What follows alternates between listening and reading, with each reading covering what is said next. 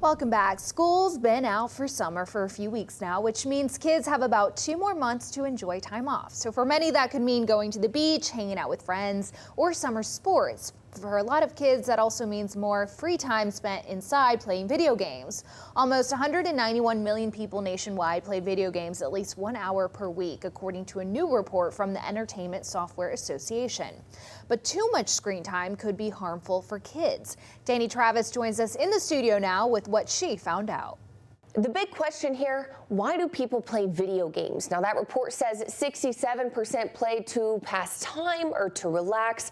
Similarly, 67% play simply to have fun. But what I want to point out is that 37% play it to use their brain and keep their mind sharp. And that could be where the problem lies for kids, especially during these long summer months. Nowadays, video game consoles seem to be as common as any other household necessity. As a parent, of course, with a 15-year-old, my son plays video games and does all of that a lot more than I would like. According to the National Institutes of Health, more than 90% of children older than 2 years play video games, and 3/4 of American households own a video game console. It's something Dr. Melissa Schinker, a pediatrician at West Boca Medical Center, says is becoming a major issue. Is it growing more?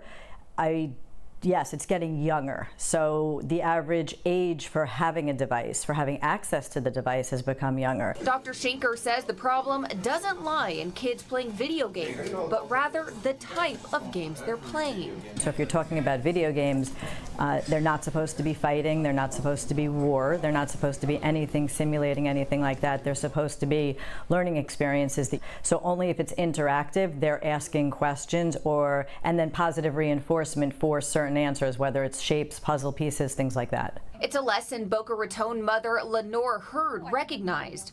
Her son just finished sophomore year at Olympic Heights High School, but now that it's summer, she believes her son still needs structure and routine. We do ask that he keep up that academic momentum during the summer. While her son is encouraged to sit in front of the screen, it's not in the way you might think.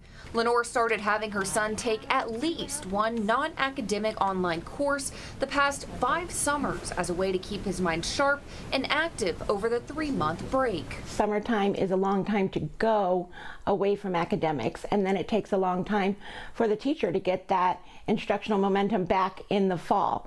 And it also keeps their mind going on something other than video games. Dr. Schinker says another way kids can keep their minds going on something other than video games is simply going outside. It helps us develop socially. It helps us develop socially, emotionally, and physically, obviously, outside. The more outdoor and indoor physical play that you have, the lower the rates of obesity. So whether it's online classes, educational video games, or simply getting outside and socializing with friends, Dr. Schinker and Lenore says there's plenty of ways to keep your children's brains sharp and active this summer so they can quickly get back into the academic momentum when school starts back up in the fall.